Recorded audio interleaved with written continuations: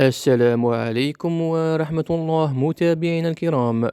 نقدم لكم موعد وتوقيت مباراة نادي الفتح الرباطي ونادي الوداد الرياضي في مباراة متأخرة عن الجولة العاشرة من الدور المغربي والقنوات الناقلة لهذه المباراة.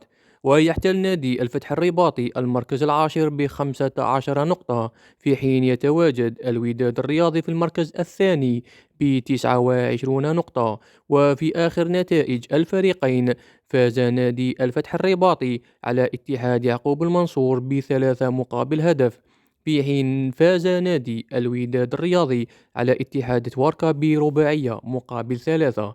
مباراة الفتح الرباطي والوداد الرياضي تلعب يوم الجمعة 3 أبريل 2026 على الساعة 8 بتوقيت المغرب تونس والجزائر، وعلى 9 بتوقيت مصر، وتنقل على القناة المغربية الرياضية إن شاء الله.